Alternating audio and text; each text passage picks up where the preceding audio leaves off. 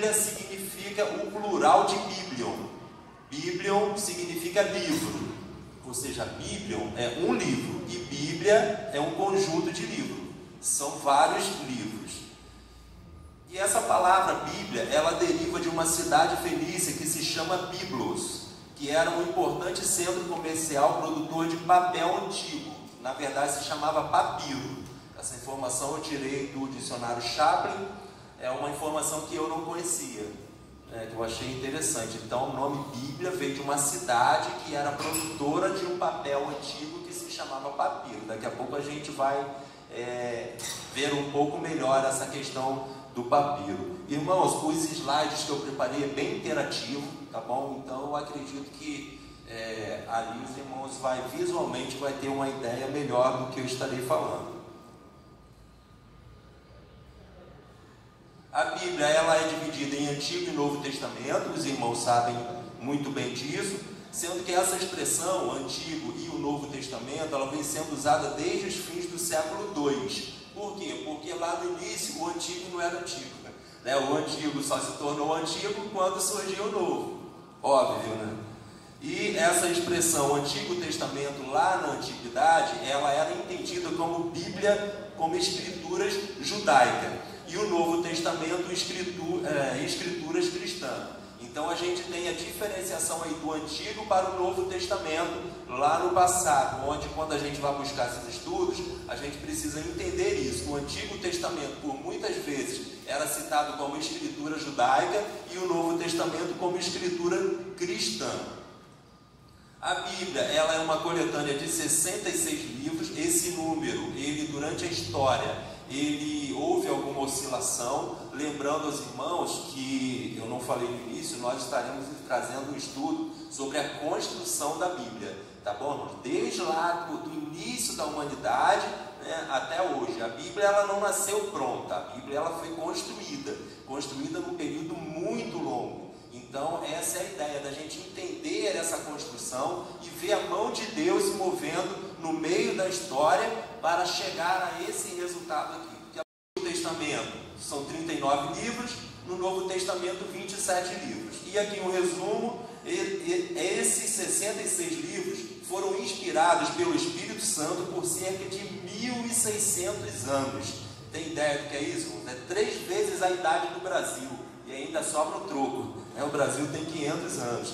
Escrito por cerca de 40 autores com características, culturas, diversidades completamente diferentes, personalidades diferentes, reunido em um processo de canonização. A gente vai ver o que é isso, canonização, no decorrer dos séculos. A Bíblia, ela é o livro mais vendido do mundo de todos os tempos, tá? Mais impresso, né, no decorrer da história de todos os tempos. Aí eu pergunto aos irmãos, se a Bíblia é o primeiro, qual é o segundo? Quem sabe qual é o segundo livro? Qual seria o segundo livro mais vendido do mundo?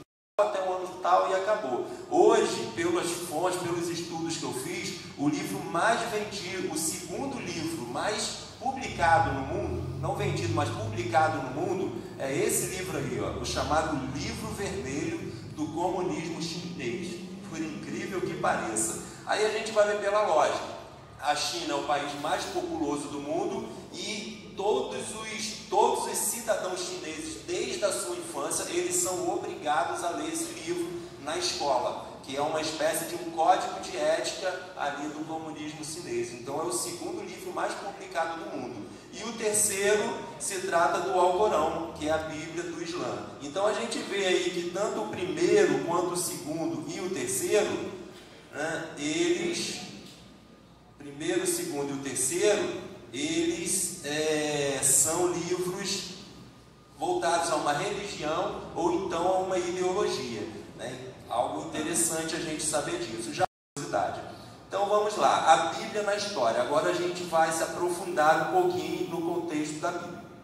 Para a gente entender a Bíblia na história, a gente precisa compreender um pouquinho da história. Tá? Eu sei que muitos irmãos são experts na história da humanidade, mas nós vamos passar um pouquinho aí na perspectiva bíblica, porque assim, a história da humanidade existe vários caminhos, né? A gente tem caminhos que a gente vai ter que partir do macaco. Aí do macaco, vai subindo até criar o homem. Só que aí a gente parte para a teoria da evolução, coisa que está totalmente fora da Bíblia. Então nós vamos refletir um pouquinho da história da humanidade de acordo com a Bíblia.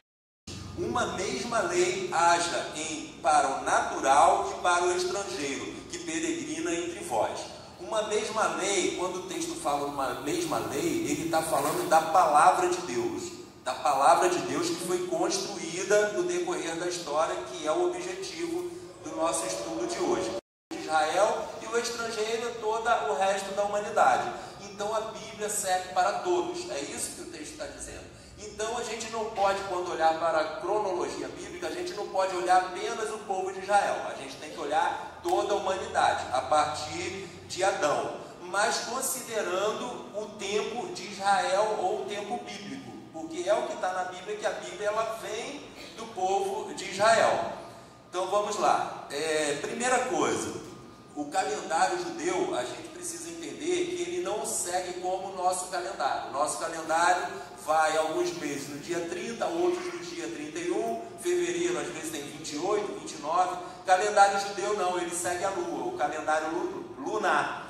Então, assim, às vezes o calendário, o mês judeu tem 27, 28 dias, às vezes 33, 35, depende da lua, né, do calendário lunar.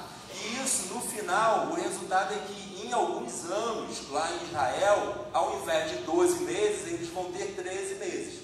Tá? É uma observação.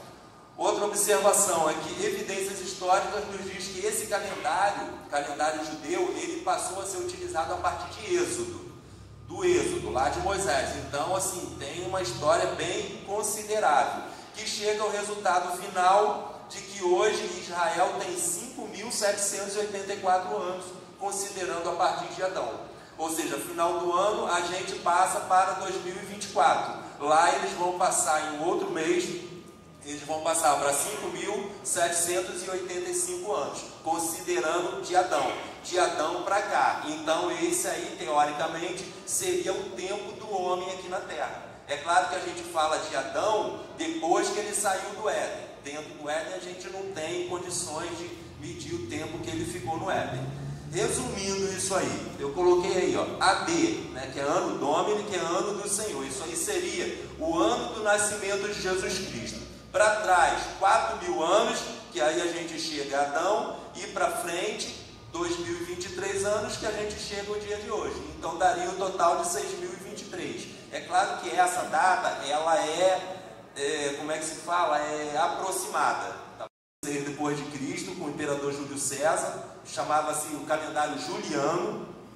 Depois, 1582, entrou o calendário que nós temos hoje, que é o calendário gregoriano, tá? Que é a maior parte do mundo respeita esse calendário. 1948, com o renascimento do Estado de Israel, foi-se atualizado então o calendário judaico, que é a data que eu falei para os irmãos anteriormente, de 5.784 anos, e provavelmente, tá, teologicamente, há uns estudos que indicam que em Daniel capítulo 7, 25, que diz que o anticristo, ele cuidará de mudar os tempos e as leis. Então, assim, há uma linha de pensamento teológico, onde diz que ele vai mexer no calendário.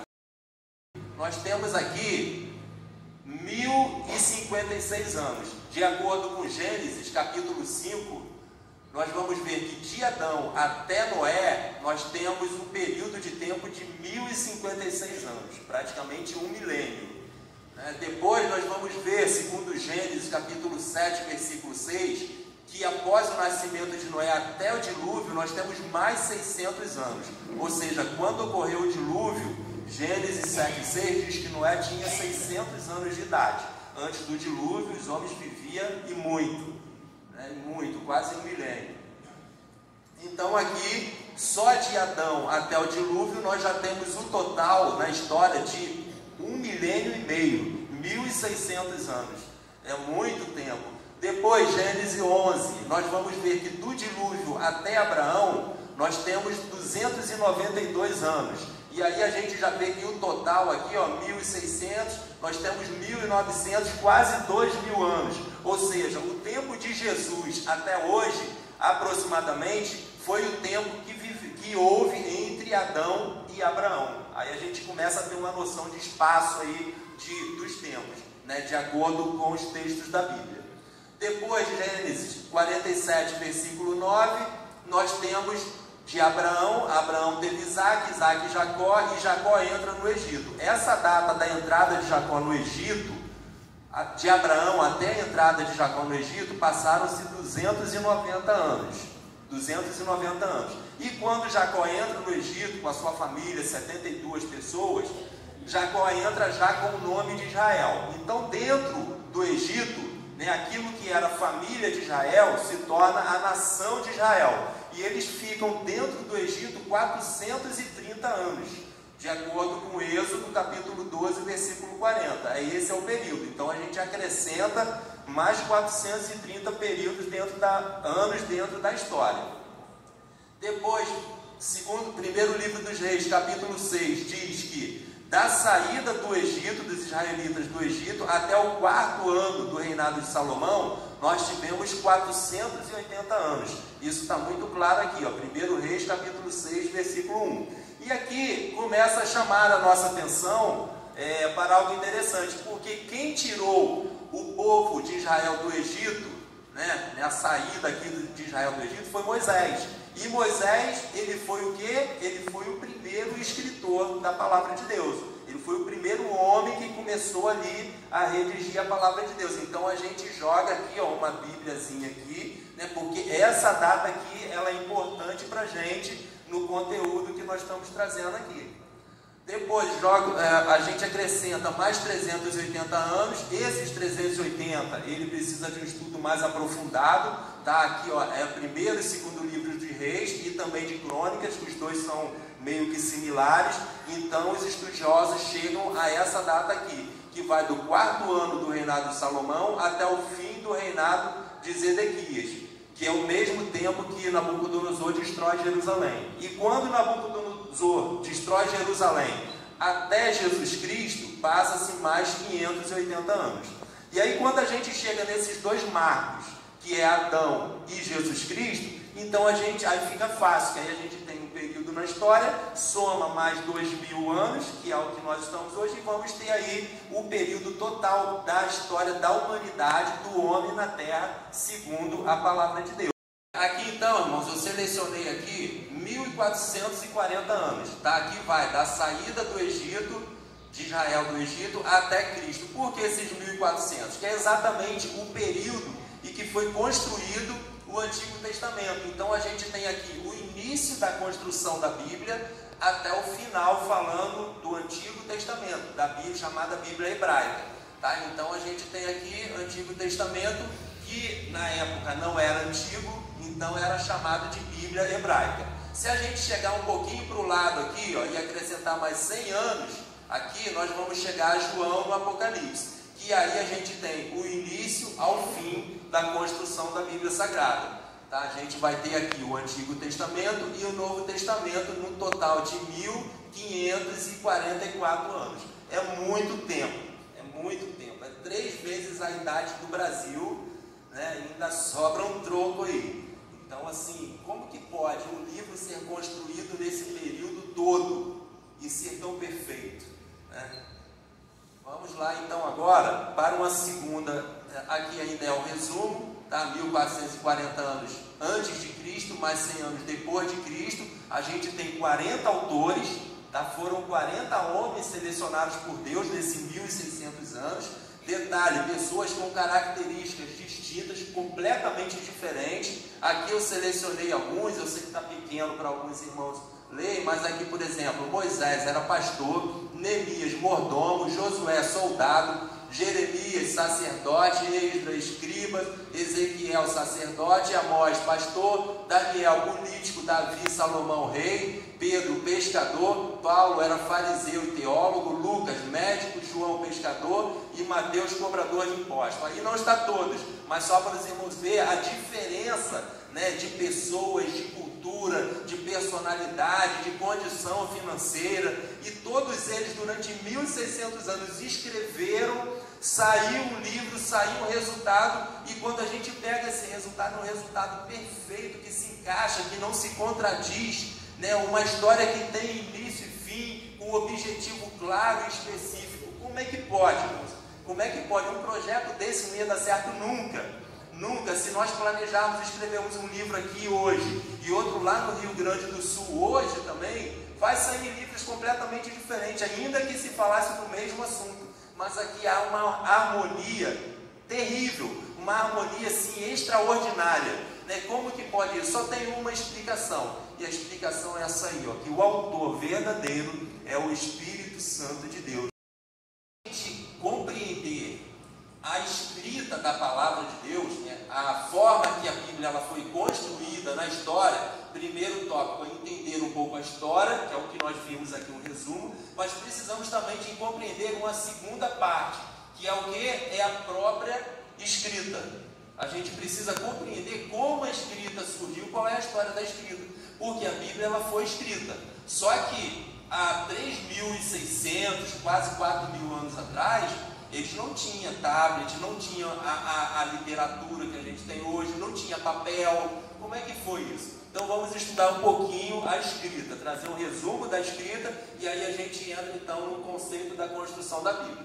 2, versículo 19. Havendo, pois, o Senhor Deus formado da terra todo o animal do campo e toda a ave dos céus, os trouxe a Adão para este ver como se lhe chamaria. E tudo que Adão chamou a toda a alma vivente, isso foi o nome. A situação era o seguinte, irmãos. Deus trouxe os animais. Adão, é contigo, você vai dar nome a cada um deles. Até aí é tranquilo. Se Deus colocasse 100 animais novos hoje, na minha frente, para mim dar o nome, eu iria dar nome a todos eles, sem problema. Só que quando eu terminasse, e o Senhor me perguntasse qual é o nome do primeiro, já era. Não ia lembrar mesmo. Eu imagino que não era só 100 animais, porque a Bíblia fala toda alma vivente. Então era muito bicho. Adão olhava, aquele orelhudo ali vai ser coelho, né? Aquele pescoçudo vai ser girafa, aquele feioso ali vai ser hipopótamo. Começou a dar o nome aos bichos. A pergunta é, Adão não tinha papel e caneta, não tinha uma planilha de Excel, né? Não tinha ninguém escrevendo ali para ele. Como que Adão gravou o nome de todos os animais, de todos os bichos? Porque ele deu o nome e o nome ficou. Ele não esqueceu dos nomes depois. A minha resposta particular, que eu entendo, é o seguinte: Adão tinha uma memória extraordinária. Adão não tinha conta para pagar, né? Não tinha filhos adolescentes, né? Não tinha problemas em casa, não tinha que preparar a aula da escola dominical. Então, assim, a memória de Adão era extraordinária. Eu acredito que era tudo aqui na memória. Só que no decorrer da história do homem, aí já não Adão, mas veio o pecado, né? No decorrer da história do homem, o pecado entra e começa a deteriorar o físico, a memória do homem. Então o homem começa a esquecer de algumas coisas. E nesse esquecer, surge então a necessidade de ter algo que trouxesse a lembrança dele. Surge a necessidade de uma memória externa. Hoje nós temos, por exemplo, um computador, um celular, que às vezes a gente precisa colocar uma memória externa, um HD, um pendrive. Por quê? Porque a memória desse equipamento não é suficiente. Lá no início foi a mesma coisa, ele começa a esquecer, ele começa a necessitar de memória externa. Então, qual é a primeira ação? É começar a escrever. Eu coloquei aí, ao longo da sua trajetória no planeta, a humanidade encontrou formas diferentes de comunicação. As sociedades se expressaram por meio da oralidade, inicialmente, da palavra, utilizando apenas a memória, mas depois veio símbolos e desenhos, até que a escrita surgiu. Uma das primeiras maneiras de trocar mensagem e registrar experiências foi a chamada escrita rupestre, que é isso aí, tá? São desenhos que o homem fazia, desenhos, simplesmente desenhava para gravar ali algum tipo de memória. E foi a primeira memória externa do homem, né? E ali iniciou-se então o processo de escrita. No segundo momento, em seguida, percebe-se que no decorrer da história, as pinturas rupestres são aperfeiçoadas pela escrita pictográfica, que é essa aí. Aqui já não tem apenas um símbolo, aqui o homem já começa a contar uma história. Está entendendo como é que as coisas vão se atualizando e vai se ampliando? Né? Vou chutar aqui, tá, irmãos? Um exemplo. Por exemplo, um animal está correndo atrás do homem, aqui tem uma setinha, o homem briga com o animal e no final o homem mata o animal e eles estão aqui comemorando. É mais ou menos isso. Né? Eles registram uma história que fica gravada. Aí daqui a 50 anos eles vão olhar aquilo ali e eles vão ter uma ideia do que aconteceu ali. Oi? Não, essa história eu inventei, não é real não. Não, deixa para a próxima. Vou escrever a história e eu te mando pelo zap. Continuando aqui. Uma escrita sistematizada, ela aparece somente por volta de 3500 a.C., quando os sumérios desenvolveram a chamada escrita cuneiforme na Mesopotâmia. Os registros cotidianos, econômicos, políticos da época eram feitos em argilas, não havia papel nem livro, em argilas com símbolos formados por cones. É isso aqui. E esse desenho é uma escrita. Foi uma das primeiras escritas da humanidade, chamada escrita cuneiforme. A princípio a gente não entende nada, mas hoje, teoricamente, ela é simples. Seria mais ou menos isso aí, ó, colocando o alfabeto. Só que naquela época não tinha alfabeto, então era uma engenharia extraordinária. Para a gente hoje é simples. Se a gente colocar essa palavra aqui, ó, a gente vai ver que o primeiro símbolo aqui é igual à letra I, o segundo G, R, E, J e A. Então a gente tem a palavra igreja na escrita cuneiforme, tá? Que são símbolos. A princípio é simples, né? Mas naquela época não era tão simples não. Por volta de 2800 surgem então os hieróglifos no Egito, e essa escrita era dominada apenas por pessoas poderosas, como escribas e sacerdotes. Escribas eram escritores, tá? E esses hieróglifos é isso aí. Nessa escrita aqui, egípcia, eles já colocam um pouco mais de incremento, que aí vem algo tipo emoção, né? Alguma emoção, alguma ênfase que dá na história, então já começa a aperfeiçoar a história. E aí a gente segue a história da escrita então. Por volta de 1200 foi inventado o alfabeto fenício, 800 a.C. o alfabeto grego e 300 o alfabeto romano, que é o latim. Então, resumindo, com o tempo, a escrita foi aperfeiçoada em sua fonética, inserindo letras maiúsculas e minúsculas, pontuações, fontes diferenciadas, buscando a melhor expressão possível da escrita. Então, a gente segue com essa atualização da escrita, da comunicação no decorrer da história. E isso ainda é uma realidade hoje. Nós continuamos atualizando a nossa escrita. Por exemplo, esse texto aqui, uma frase simples, né? Estou chorando de tanto rir. É uma frase muito simples que as pessoas falam aí diariamente. Só que essa mesma frase, ela tem também no mundo todo, em várias outras línguas. A gente tem por aí inglês, a gente tem alemão e albanês. Alguém fala albanês aí? Acho que não, né? Mas é isso aqui, ó. Estou chorando de tanto rir. Eu sei porque eu traduzi, tá? E hoje a tendência é se aperfeiçoar ainda mais. Eu acredito que a gente está muito próximo à vinda de Cristo. Mas se a história continuasse aí por mais, sei lá, 2, 3 mil anos, talvez a gente chegaria a uma linguagem universal, né? Algo tipo assim. Todas essas frases estão dizendo, estou chorando de tanto rir. E aí a gente chega no mundo inteiro e todo mundo vai entender. Estou chorando de tanto rir. Então a gente vê, né, que vai atualizando as coisas assim de forma interessante. Se a gente pegar lá no início, né, aqueles desenhinhos que a gente contava a história lá que o povo passava do irmão Paulinho, né, e a gente jogar o emoji, né, o que a gente chama hoje de emoji, a gente vê uma similaridade aí, né, desde o início até hoje, tipo uma língua meio que universal. Então é interessante. E dentro desse contexto, essa escrita, surge então a Bíblia Sagrada, que aí nós vamos entrar agora no processo redacional da Bíblia. 4, versículo 12. Então disse o Senhor a Moisés, sobe a mim ao monte e fica lá, e dar-te-ei as tábuas de pedra da lei e os mandamentos que tenho escrito. Quem escreveu? Foi Deus. A primeira Bíblia, considerando aqui, tábuas de pedra da lei e os mandamentos, ele está falando da primeira Bíblia. A primeira Bíblia que surgiu na Terra. Tá? Aqui que começou a escrita, o processo de escrita disso aqui, da palavra de Deus, tá? O processo de escrita dele. Então a gente entende que a primeira foi o próprio Deus que escreveu, é o que está escrito ali. Só que depois o que acontece? Vamos seguir a história. Coloquei aqui a observação, quem escreve a primeira Bíblia foi Deus no Monte Sinai, o início do processo redacional da palavra de Deus. Só que a história se segue. Note que aqui a gente está em Êxodo capítulo 24. Lá no Êxodo 32, aconteceu que, chegando Moisés ao arraial, vendo o bezerro e as danças, acendeu-lhe o furor e arremessou as tábuas da sua mão e quebrou-as ao pé do monte. Moisés recebe a primeira Bíblia, hoje nós temos aqui a Bíblia completa, mas nós não podemos dizer que aquela Bíblia ali era incompleta. Eu diria que essa Bíblia aqui era a Bíblia necessária para aquele momento histórico.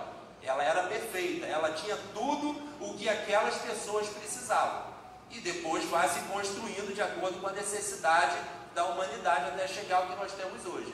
Só que quando Moisés desce do monte com aquelas tábuas, e detalhe, ela foi escrita em tábuas, tá? Essas tábuas aqui eram tábuas de pedra. Moisés colocava a tábua de pedra debaixo do braço e desceu o monte. Quando ele chegou lá embaixo, o povo já tinha se corrompido.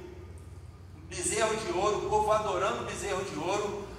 Arão, que era o sacerdote e irmão de Moisés, coordenando aquilo ali. Moisés ficou tão indignado que ele quebra tudo, bota fogo tudo e pega a própria Bíblia, entre aspas, a Bíblia que o Senhor deu a ele, e quebra também, e ele destrói tudo.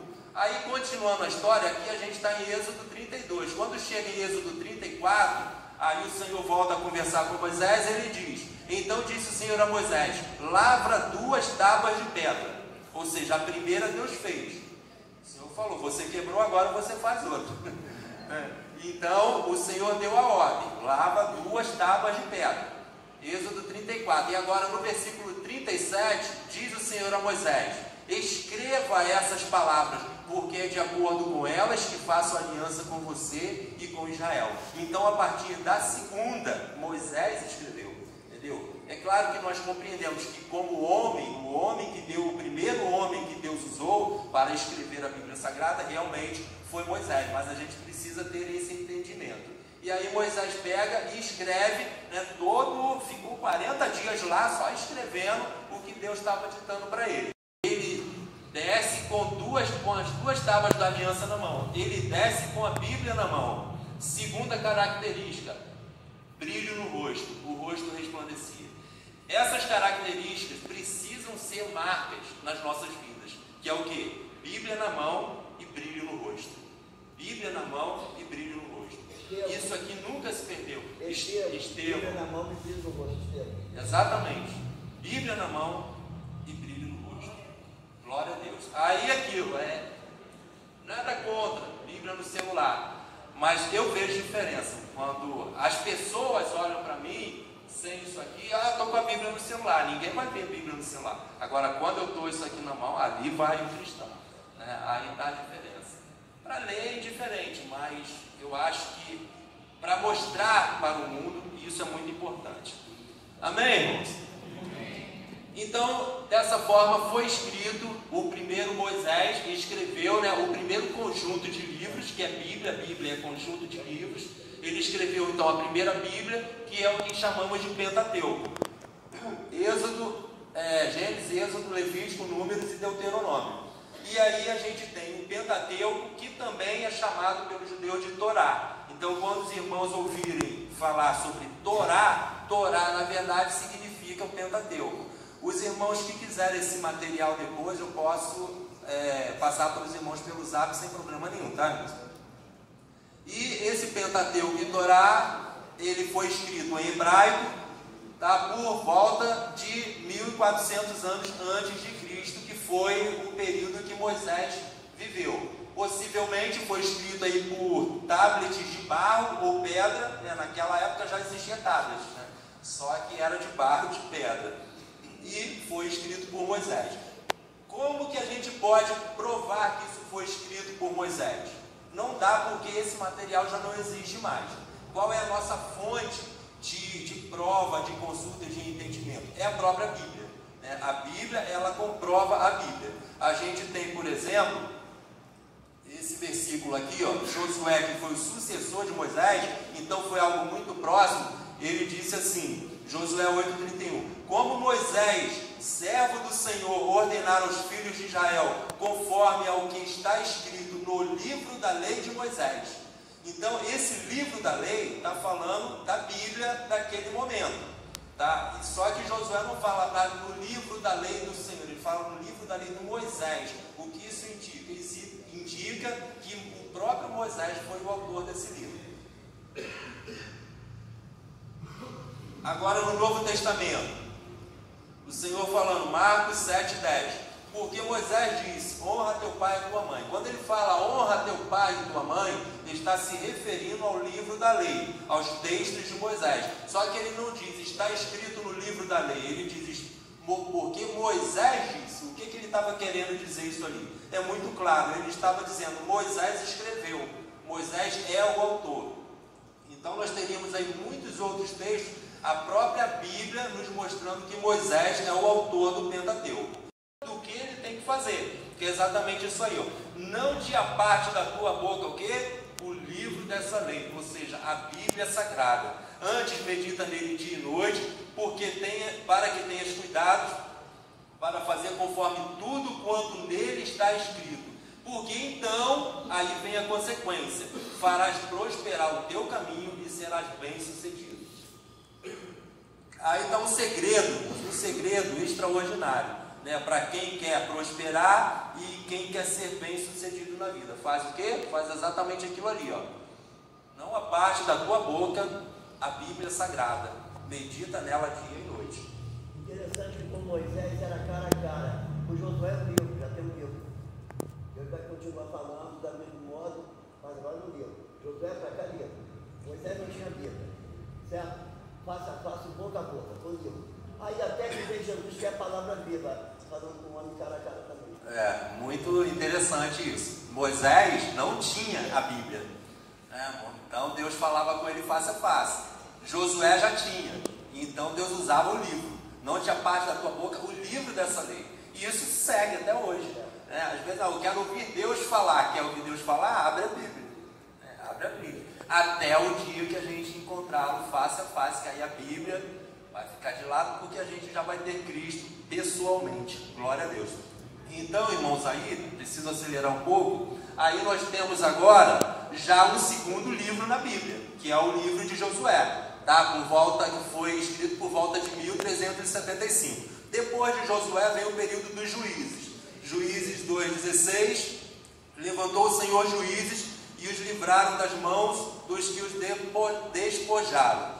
O período dos juízes, nós tivemos muitos juízes. Aqui os mais importantes, os mais famosos, né? Está aqui Otoniel, Débora, Gideão, Sansão, Eli e o último que foi Samuel. Esse período, ele levou aproximadamente 300 anos, que foi de 1375 até 1050 a.C.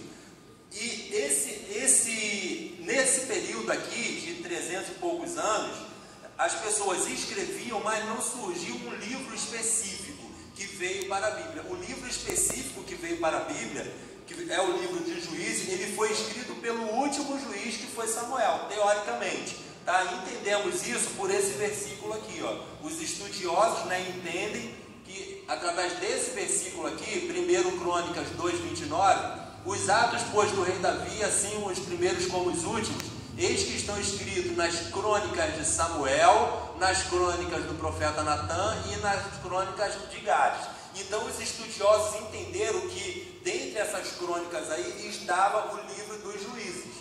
E os livros dos Juízes. Então, assim, subentende que o mais provável que seja o autor do livro dos Juízes tenha sido, então, Samuel. E aí, por volta do ano 1000, a gente vai acrescentar, então, a Bíblia Sagrada, tá? A história, Deus acrescenta, né, na história, esses livros aí, que são os livros. O irmão Marcos vai passar, vai colher a oferta, a gente vai seguir com o estudo, mas ele está lá recolhendo a oferta. Os irmãos que puderem, ajude a EBD, tá bom? Então vamos lá. Obrigado, irmão Marcos. E aí, irmãos, por volta do ano 1000, aqui surge algo interessante nessa história. Por quê? Porque até aqui entende-se que eles escreviam exatamente em pedras, né? Em pedras, em tábuas de pedras, ou tabletes de argila. Mas nesse período aqui, o homem ele faz uma invenção extraordinária, ao qual chamou papiro. Hoje para a gente não tem valor nenhum, mas naquela época foi uma invenção extraordinária. O que era o papiro? O papiro é essa planta aqui, ó. Não sei se os irmãos estão conseguindo identificar bem, mas provavelmente muitos dos irmãos já viu essa planta aqui. É bambu? Não é bambu, não. É uma planta, é papiro.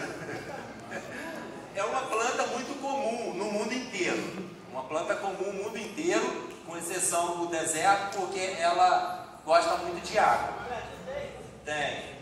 Eu já vi várias dessa aqui. Tá? O que eles faziam com essa planta aqui? Eles pegavam ela, o talo, né, o caule delas, cortava. Não é bambu não, tá? Isso aqui é bem úmido. Tá? Eles cortavam em tiras finas, ó, desse formato aqui, pegavam essas tiras e colocavam na água e deixavam mergulhado na água por uma semana. Ela absorvia a água de tal forma que ela ficava muito úmida, meio gelatinosa. Depois que ela estivesse nessa condição, eles colocavam uma em cima da outra, entrelaçavam ela assim e batiam, prensavam, para que elas pudessem fundir uma na outra, e aí no final eles colocavam para secar e se tornava isso aí. O que é isso aqui? Isso aqui foi o primeiro papel, né? É como se fosse uma folha de papel, e aí eles pegavam e escreviam nisso aqui os textos, e escreviam o texto. Então assim, aquilo que eles faziam na pedra e na argila se tornou muito mais fácil, e aí eles foram aperfeiçoando a técnica e chegou ao rolo de papiro, que é isso aqui. E hoje não, tinha na época, era normal se escrever, né, texto no rolo de papiro. A gente tem aqui, por exemplo, um modelo de um texto escrito em papiro antigo. Tá? E depois, com o tempo, um tempo próximo, eles aperfeiçoaram aquela técnica ali, e aquilo que eles faziam da planta, que tinha pouca durabilidade, eles passaram a fazer agora com pele de animal. E aí entra então o pergaminho, né? Os irmãos já ouviram falar pergaminho. Qual a diferença do papiro para o pergaminho? O papiro era feito de planta, a durabilidade era pouca. Agora o pergaminho, pele de animal. Hoje nós temos pergaminho que existe aí, nós vamos ver no final, de mais de 2000 anos de história. 2000 anos. Os irmãos entenderam? Então agora a gente surge no cenário da humanidade uma nova forma de escrever muito mais fácil. E aí dá-se continuidade então à construção da Bíblia. E aí vem o livro de Salmos. Acredito eu que a partir de agora, né, os Salmos, na sua maioria, quem escreveu foi Davi, depois vem os textos de Salomão, e Davi e Salomão eram muito ricos. Então acredito eu que eles escreveram em pergaminhos. Tá? Acredito eu, mas não temos como provar. Inicialmente o livro de Salmos ele era dividido em 5 livros, tá? Mas por conta da divisão da Torá, lá do Pentateuco, então usado como referência, mas depois viram que não tem, na verdade não tem nada a ver, e aí juntaram o livro de Salmos em um único livro com 150 capítulos. Os autores de Salmos, tá aí Asaf, os filhos de Corá, Moisés, Davi e Salomão, sendo que Davi, ele escreveu 74, ou seja, a maioria dos salmos. E aí a gente vai acrescentar então na construção da Bíblia, por volta de 930 a.C., tá, os salmos, né, Provérbios, Eclesiastes e Cantares, que foi escrito por Salomão, que sucedeu Davi, E os estudiosos entendem, assim, há um conceito, pelo menos o mais aceito, que o livro de Jó foi escrito por Salomão, mas também há outras vertentes aí que a gente não consegue identificar exatamente, mas por isso eu coloquei o livro de Jó aqui também. Então, nesse momento, a gente já tem aqui uma Bíblia um pouco mais robusta, né? Um pouco mais sólida, necessária para aquele momento ali da humanidade. E aí a gente entra depois com os profetas menores e os profetas maiores, que escreveram no período aí de 830, o primeiro foi Joel, até o último, que foi Malaquias, por volta de 450 depois de Cristo. Então a gente já constrói aqui, ó, o Antigo Testamento quase todo, tá? O que eu achei interessante nesse estudo é isso aqui, ó, Daniel 9, a gente encontra o seguinte: no primeiro ano do seu reinado, eu, Daniel, entendi pelos livros. Que livros é esse? É a Bíblia Sagrada que existia no momento, tá? Entendi pelos livros, ou seja, ele estudava a Bíblia, ele mergulhava na Bíblia, que os números dos anos de que falaram o profeta Jeremias, ou seja, o outro profeta, né, em que havia de se cumprir a desolação de Jerusalém, era de 70 anos. O que nós enxergamos nesse texto aí? Algo muito interessante, que é o seguinte, ó, ficou ruim para os irmãos lerem, mas diz assim: o mistério dos profetas se comunicavam vividamente, porque a Bíblia ela é viva na história, né? Se comunicavam vividamente com as Escrituras já reveladas, a fim de trazer à tona novas revelações. Ou seja, a própria Bíblia, né, ela impulsionava os profetas a novas revelações. A gente tem o primeiro e o segundo livro das Crônicas, que entendemos que foi escrito por Esdras, o livro de Esdras, que é o próprio autor, Neemias e Esther, que entendemos que foi escrito por Esdras também. Então ele chega ali, nós chegamos na conclusão aqui do Antigo Testamento completo, da Bíblia hebraica completa, tá? E quando chegou nesse período, aproximadamente 450, a gente vai ver Esdras falando o seguinte: Neemias escreveu, Neemias 8. Esdras abriu o livro diante de todo o povo, e este podia vê-lo, pois ele estava em um lugar alto. E quando abriu o livro, o povo todo se levantou. Esdras louvou ao Senhor, o grande Deus, e todo o povo ergueu as mãos e respondeu: Amém, amém. Então eles adoraram ao Senhor, prostraram o rosto em terra. Isso aqui é um culto que eles realizaram, que durou aproximadamente o dia inteiro, né? Ficaram o dia inteiro fazendo o quê? Lendo e estudando a Bíblia. A explicação mais clara está aqui, no versículo 8 ao versículo 10. Leram o livro da lei de Deus, interpretando-a e explicando-a. Ou seja, o foco era a palavra do Senhor, que havia se perdido naquela época, e agora Esdras e Neemias está restaurando a palavra de Deus em meio ao povo, a fim de que o povo entendesse o que estava sendo lido. Então Neemias, o governador, Esdras, o sacerdote, o escriba e os levitas que estavam instruindo o povo disseram a todos: este dia é consagrado ao Senhor, nada de tristeza e de choro, pois todo o povo chorava enquanto ouvia a palavra de Deus. Isso aqui, irmãos, que estava acontecendo era um verdadeiro avivamento, impulsionado pela palavra de Deus. O povo o dia inteiro ouvindo a palavra do Senhor e chorando e pranteando em ouvir a palavra de Deus.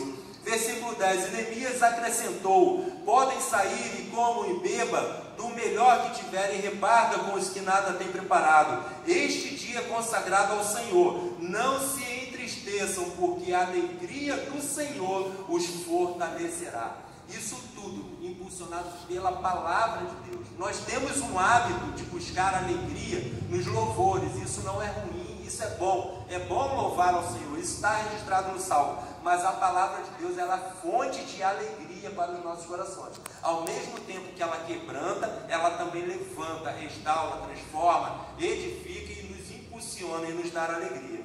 Então a gente chega à conclusão da Bíblia hebraica, do Antigo Testamento, só que na época era mais ou menos assim, né? Era inúmeros pergaminhos e espalhado, e quem quisesse ler a Bíblia tinha que escolher um deles, ir lá e pegar. Então a gente vê o privilégio que nós temos de por volta do ano 400 antes de Cristo, a Bíblia Sagrada, que era chamada na época a Bíblia Hebraica, que é hoje o Antigo Testamento, e que os judeus chamam desse nome aí, ó, Tanakh. Tanakh, na verdade, é abreviação, né? O T, o N e o K, que é a abreviação disso aqui, ó. O T é a Torá, que é o Pentateuco, o N é o Nevim, que são os profetas, os livros históricos do Antigo Testamento, e o Ketubim, que é o K, que são os escritos ou os livros poéticos, Salmos, Provérbios, Eclesiastes, Cantares, são os livros poéticos que junto formam o Antigo Testamento, que era a Bíblia Hebraica, ou seja, Tanakh é igual ao Antigo Testamento. Qual é a diferença da gente para os judeus? É que essa Tanakh aqui, ela tem apenas 24 livros, e o nosso Antigo Testamento tem 39 livros, mas o conteúdo é o mesmo. É porque aqui a gente tem, por exemplo, 1º e 2º Samuel, mas aqui na Tanakh ele só tem Samuel. 1º e 2º Reis, lá ele só tem Reis. Então comprime o número de livros, mas o conteúdo em si é o mesmo. E todo esse Antigo Testamento, essa Bíblia Hebraica, ela foi escrita em hebraico, tá? Hebraico, com exceção de Daniel e, se eu não me engano, Esther, que foi escrito em aramaico. Acredito que é Esther realmente, Daniel e Esther em aramaico, tá? E aí, irmãos, começa então agora, com o Antigo Testamento concluído, começa agora a evolução de algumas coisas na história que acabaram conturbando, tá? Entre aspas, conturbando a Bíblia Sagrada. E aí a gente vai começar a compreender isso melhor. Primeiro fato está aqui, a Bíblia, ela foi escrita em hebraica, a Bíblia Hebraica do Antigo Testamento. Só que por volta de 300, o hebraico, ele deixou, né, ele foi meio que desvalorizado, porque o grego assumiu a língua universal. Ele começou a crescer de tal forma, o grego, principalmente com o Império Macedônio, Alexandre o Grande, o grego começou a helenizar o mundo e o grego começou a ser a língua mais falada no mundo. Só que a gente não tinha a Bíblia no grego, a Bíblia estava em hebraica, a ponto de que algumas comunidades hebraicas ou judaicas, nem eles falavam hebraico, até eles falavam grego. Então surgiu a necessidade de uma Bíblia no grego, e aí surgiu então a Bíblia chamada Septuaginta, tá? Que ela é conhecida por essas letras aqui, que é 70 em algarismo romano, em 283 a.C. Como que surgiu essa Bíblia?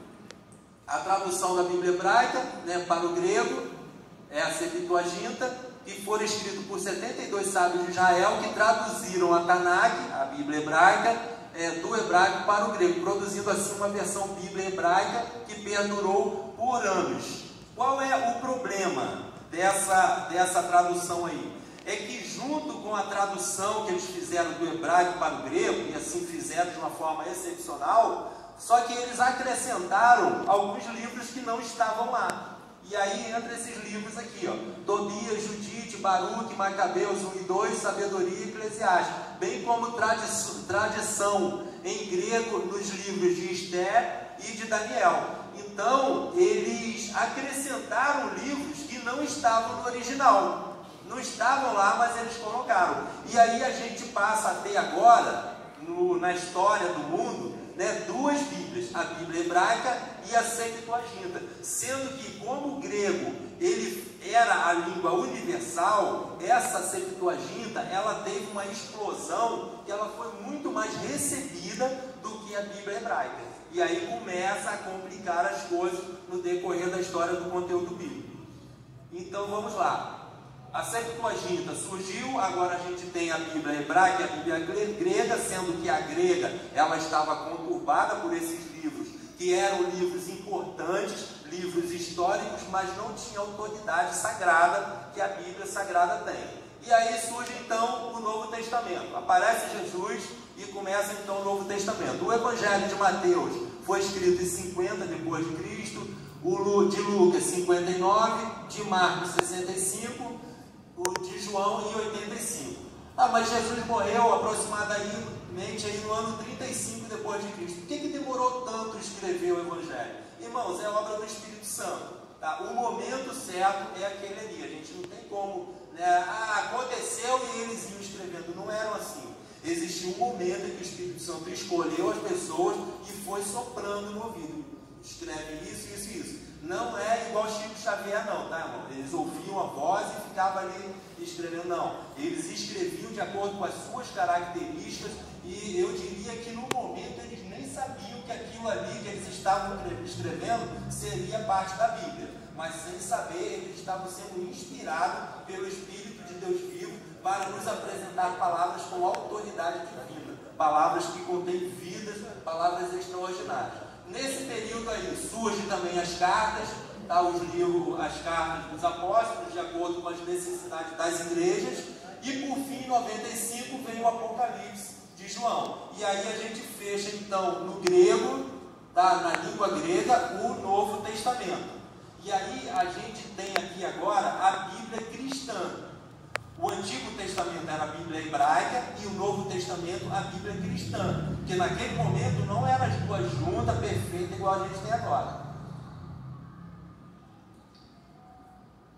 Apocalipse, no capítulo 22, versículo 18, o apóstolo João diz: declara a todos os que ouvem a palavra da profecia deste livro. Se alguém lhe acrescentar algo, Deus lhe acrescentará as pragas descritas neste livro. Se alguém tirar alguma palavra deste livro de profecia, Deus tirará de sua parte da árvore do livro da vida. O que o Senhor está querendo dizer é o seguinte: fechou a Bíblia, uma linguagem clara, fechou os escritos, acabou. O que tem autoridade já existe, já está escrito, já está na língua. Agora o Senhor só precisava harmonizar isso para chegar nessa obra-prima que nós temos hoje na mão, certo? E aí a gente está aproximadamente no ano 100, tá? Depois de Cristo, que foi quando João, ano 95, quando João estava na ilha de Páscoa, que recebeu a revelação. E agora a gente tem então 3 Bíblias na história, 3 conjuntos de livros. A primeira é a Bíblia hebraica no Antigo Testamento, a Septuaginta no grego, tá? Com aqueles livros a mais, e a Bíblia cristã no Novo Testamento, que é o Novo Testamento no grego. Só que como o grego ainda imperava, então a tendência era juntar essas duas aqui, ó, o Novo Testamento com esse Antigo Testamento meio que deturpado com os outros livros. E essa aqui acabou, né, iria acabar ficando de lado. Mas aí o que aconteceu? Aí, tá, antes de entrar na continuação da história, a gente precisa entender um pouco o que é isso aqui, ó, cânon. Tá, o que é cânon? Alguns chamam de canon, né? Eu entendo que é cânon. É um conjunto de textos ou obras conhecida com autoridade divina inspirada. É a Bíblia, o cânon sagrado é a Bíblia, é aquilo que o Espírito Santo produziu na vida do homem. O cânon do Antigo Testamento, com 39 livros, ele foi fechado por volta de 465 a 425 antes de Cristo, com Esdras e Neemias. Então, assim, os livros que entraram depois não deveriam ter entrado, porque já estava fechado o cânon sagrado do Antigo Testamento. No ano 90 depois de Cristo, agora com essa Septuaginta, com os livros a mais à tona, né, bombando lá nas publicações, então os judeus eles fizeram um concílio, chamado Concílio de Jani, e analisou aqueles outros livros, e eles chegaram à conclusão que aqueles livros não deveriam estar lá, porque são livros que contradiz o que a Bíblia hebraica dizia. Por exemplo, Macabeus, ele nos orienta a orar pelos mortos, coisas que a Bíblia não orienta. Então, assim, se a gente deixar ele dentro da Bíblia, a Bíblia vai se contradizer. Então, os sábios, né, da época lá, desse concílio, eles rejeitaram esse livro, tá? Só que a Bíblia continuou por questões ideológicas e do Império Romano. Já nesse concílio aqui de Hipona, 395, e no concílio de Cartago, 97, 419, depois de Cristo, agora eles reconheceram o cânon dos 27 livros do Novo Testamento. Então está fechado a Bíblia ali, Antigo Testamento, 39 livros, e o Novo Testamento com 27 livros. Vamos lá. Por haver tantas versões parciais e insatisfatórias, principalmente em latim, no ano de 382, o bispo de Roma renomeou um grande exegeta chamado Jerônimo, é muito famoso, para fazer uma tradução oficial da Bíblia. O que Jerônimo fez? Sua tradução tornou-se conhecida como Vulgata. Aí a gente entra numa outra Bíblia, que é a chamada Vulgata Latina, né, que ele traduziu do grego para o latino. embora tenha sido, não tenha sido imediatamente aceita, tornou-se texto oficial do cristianismo ocidental. Então, a gente tinha essas Bíblias aqui, ó, a hebraica, Septuaginta com livros a mais, Bíblia cristã, que é o Novo Testamento, né, dos apóstolos, e agora surge, no ano 400 depois de Cristo, a chamada Vulgata Latina, que é uma tradução do grego para o latim. Então agora a gente tem hebraico, grego e latim, as traduções dos textos bíblicos traduzidos. Qual foi o problema dessa Vulgata Latina? A Vulgata Latina, Jerônimo ele fez uma compilação, tanto da Septuaginta como a outra. Ele não colocou os livros deuterocanônicos, só que ele cometeu um erro gravíssimo, que foi isso aqui, ó. Nesse momento, a Igreja Católica já estava se despontando. O Império e a Igreja eles já tinham se juntado. Então, haviam interesses pessoais ali do Império. E aí, o que ele fez? Aonde a Bíblia dizia, por exemplo, arrependimento, ele colocou fazer penitência. Onde a Bíblia dizia justificar, ele colocou agir com retidão. Apenas duas palavras de muitas nessas condições aí. Então a gente viu que foi uma Bíblia produzida para o idealismo da Igreja Católica, né? Com penitência. Não, para você ser salvo, você tem que pagar por isso, você tem que dar dinheiro, você tem que investir. E a partir dali eles começaram a esconder a Bíblia e pregar aquilo ali. E aí surge então no ano 500 até 1500, um século da chamada Idade das Trevas, né, que é a Idade Média, onde a Igreja Católica imperava com base nessa Bíblia aqui, ó, a Bíblia Vulgata Latina, manual, tá, de forma especial em pergaminhos e assim de forma extremamente rigorosa. Escrevia uma linha, depois contava o número da letra, né, e vinha outra pessoa e conferia. Tinha uma doutrina extraordinária para que não houvesse erro. E eles lutavam pela preservação da palavra de Deus. O Espírito Santo estava trabalhando ali na história para essa preservação. E aí continua. O que são esses maçoretas? Massoréticos, a palavra vem do hebraico, de massora, que significa tradição. Então isso era uma tradição que existia em meio ao povo judeu. E os massoretas são aqueles que preservavam a tradição judaica e a tradição de Israel. Era um povo que vinha até mesmo de famílias, né, por longos anos, a tradição de família em preservar os textos históricos. E esses textos, hoje, eles são referências para a gente que é citado como esse nome aqui, ó, textos massoréticos. Tá? É extremamente importante quando você vai estudar a Bíblia, na arqueologia, em defesa da Bíblia, em defesa da fé. Ok? Eles faziam basicamente isso aqui, ó. Eles montavam bibliotecas do texto sagrado, tá? Biblioteca do texto original. Aí uma ilustração aqui, eles montavam aqui, né, o Antigo Testamento, e iam montando biblioteca, ia produzindo Bíblia, produzindo texto sagrado, e também da escritura cristã, do Novo Testamento. No final eles juntavam tudo, e aí a gente ficava o Antigo e o Novo, e a gente tinha aí a Bíblia Sagrada em pergaminhos armazenados. E aí armazenava uma, outra, e iam produzindo, né, evidências históricas dos textos bíblicos.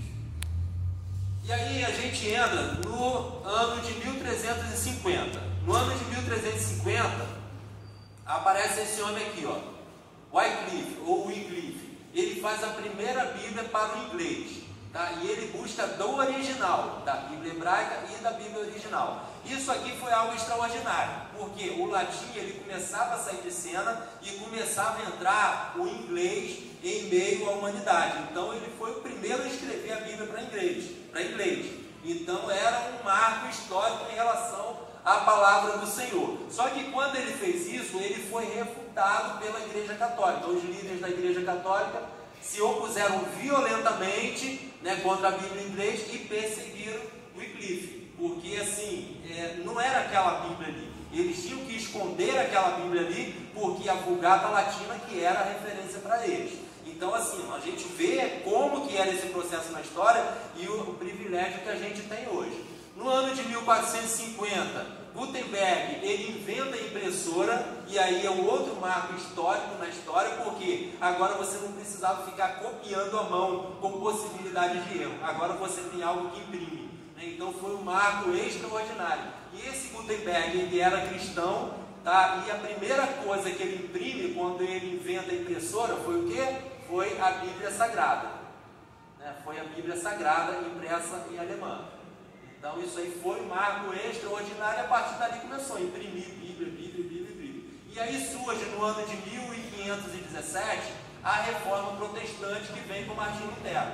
Nessa reforma aqui, quando a gente estuda a reforma, a gente tem muito a ideia das 95 teses que ele anexou lá no Castelo de Gutenberg, que eram 95 perguntas, questionamentos, tá? Mas na verdade o que impulsionou a reforma foi exatamente a tradução da Bíblia Sagrada para as outras línguas.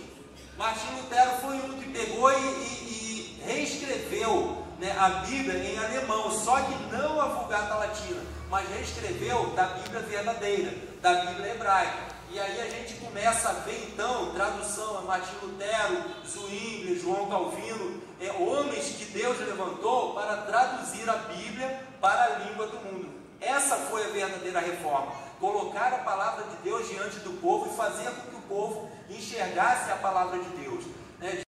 Que eles queriam era somente o Papa, era somente o que eles faziam, somente o que o padre falava. Então veio, contorceram literalmente a palavra de Deus. 1545, já estou finalizando. 1545 vem então o Concílio de Trento, que é a Contra-Reforma. Tá? A Igreja Católica viu que a reforma explodiu no mundo. O que eles fazem? Fazem um concílio, e nesse concílio eles reafirmam que a Vulgata Latina, a Bíblia Vulgata Latina, que tinha a linguagem deles, né, era o cano sagrado do catolicismo, só que eles incluíram ainda esses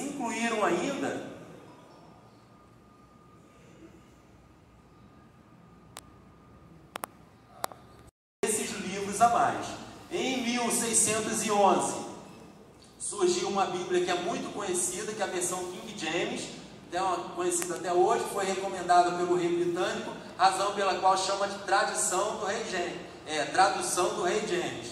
Não foi uma nova versão, mas um compilado de várias versões. Essa Bíblia foi muito boa, e eu tenho uma versão, não dessa, uma versão atual. Eu gosto muito dela, que eles pegaram do original. 1645 vem então João Ferreira de Almeida, que começa a traduzir pela primeira vez a Bíblia para o português, tá? 1645, com 17 anos, olha só, irmãos, com 17 anos ele traduz o Novo Testamento para o português. Surge aí a primeira Bíblia em português.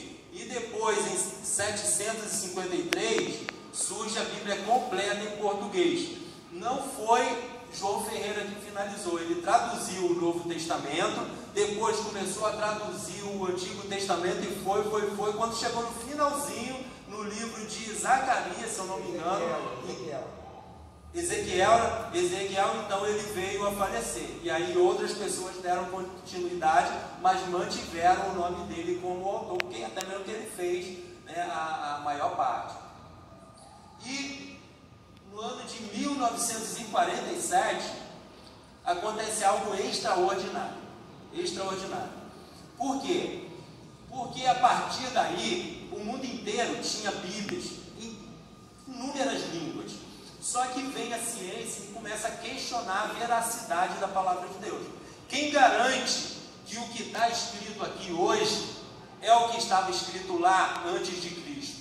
Quem garante que o que Moisés escreveu lá há 1400 antes de Cristo, ou seja, 3400 anos antes, é o que está escrito aqui? A gente não tinha garantia nenhuma. Tá? Então a ciência vinha e questionava, daí surgiu os liberais, né, que querem questionar tudo, a teologia liberal, levar tudo para a razão. Só que acontece algo extraordinário. Olha o que acontece. Manuscritos do Mar Morto, um lugar chamado Qumran. Essas montanhas aí observam que aqui tem cavernas, tá vendo? Tem algumas cavernas espalhadas por aqui, de difícil acesso. Em 1947, os beduínos, que eram pastores de ovelhas, de cabras, eles estavam com cabras aqui e cabra escala a montanha, né? Então uma delas escalava e eles estavam procurando. Ele não conseguiu, um dos pastores não conseguiu entrar na caverna. Então eles chegaram em um determinado local, pegou uma pedra e jogou. Quando a pedra bateu dentro da caverna, ele ouviu alguma coisa quebrando. Quebrou, o vaso quebrou. Ele subiu, entrou na caverna e chegou lá, tinha inúmeros vasos de pergaminhos. Inúmeros vasos de pergaminhos. Então, assim, houve uma história, levaram isso, os estudiosos pegaram, pesquisaram todas as cavernas, até hoje eles procuram e já acharam inúmeros, muita coisa mesmo, tá, de pergaminhos nessas cavernas. Aí tem, ó, tinham todos os livros do Antigo Testamento, tá, exceto de Esther. Só que o detalhe, quando eles foram pesquisar esses pergaminhos, a data desses pergaminhos era de 200, alguns de 250 anos antes de Cristo. Antes de Cristo. E tinha de 250 antes de Cristo, tinha da idade de Cristo. Então, assim, inúmeros materiais que estavam escondidos ali anos, há 2000 anos. Tem ideia que é mais de 2000 anos. E eles viram o que isso significa. Isso poderia ser a prova, porque a Bíblia, quando você pega um texto lá de 2000 e você compara com o texto que tem hoje, então você tem uma prova viva se o que você tem hoje é verdadeiro ou não. Tá? Então, esses pergaminhos eram a prova, testemunha da antiguidade e da transmissão acurada dos textos bíblicos. Tá? Esse aqui é está lá no Museu de Israel, é o livro de Isaías, tá? Tem, acho, se eu não me engano, 6 metros e poucos, que eles ficam preservando manuscritos de Isaías de 125 anos antes de Cristo. Tá? Estava muito próximo lá dos originais, né, que foi achado em Qumran. Então a gente chega a uma conclusão. Qual é a conclusão? Os manuscritos do Mar Morto, que datam cerca de 250 anos de Cristo, existe um conteúdo. Os textos maçoréticos, lá do ano de 900 depois de Cristo, ou seja, quase 1000 anos depois, também tem um conteúdo. E a Bíblia de hoje, de 2023, também tem um conteúdo. O que é extraordinário? É que quando você compara os três, você vai ver que os textos são os mesmos. Não houve corrupção. Você vai ver as mensagens ali, elas são as mesmas. Ou seja, no decorrer de 2000 anos de histórias aqui, nós temos evidências claras e comprovadas da preservação da palavra de Deus. O que tinha lá é exatamente o que tem aqui. Irmãos, como isso é possível? Não é possível somente com a obra do Espírito Santo trabalhando. Isso, irmãos, é motivo para a gente valorizar isso aqui de forma extraordinária, para glorificar a Deus. É algo sensacional, é algo extraordinário. É uma prova viva da nossa fé. Ou seja, nós estamos no caminho certo. Tudo que está, e se tudo que está aqui para trás é verdadeiro e é comprovado, irmãos, pode esperar que o que está para frente também vai ser, também vai acontecer. Aleluia, glorificado a Deus, já estou acabando. Então vamos lá, já indo para o encerramento. Aí a gente vai para alguns textos bíblicos. Ó, segundo livro de Pedro. Antes de mais nada, saibam que nenhuma profecia da Escritura provém de interpretação pessoal, pois jamais a profecia teve origem da vontade de homem, mas homens falaram da parte de Deus. Escrituras de 2000 anos atrás, e elas nos estão dando testemunho de que o que está aqui hoje é verdadeiro. Glória a Deus. João 17:17, santificados na verdade, a tua palavra é a verdade. Olha o que Napoleão Falcão disse. Napoleão Falcão não, Napoleão Bonaparte. Napoleão disse: a Bíblia não é um simples livro, senão uma criatura vivente, dotada de uma força que vence a todos quantos lhe impõem. Ferran Fenton é alguém importante também na história. Nas escrituras hebraicas cristãs, temos a única chave que abre para o homem o mistério do universo, e para esse mesmo homem o mistério do seu eu. Immanuel Kant, a existência da Bíblia como um livro para o povo é o maior benefício que a raça humana já experimentou. Todos os esforços por depreciá-la é um crime contra a humanidade. Isaac Newton, um dos maiores cientistas de todos os tempos, há mais indícios seguros da autenticidade da Bíblia do que em qualquer outra história profana. E Jesus Cristo, conhecereis a verdade, e a verdade vos libertará. Último slide.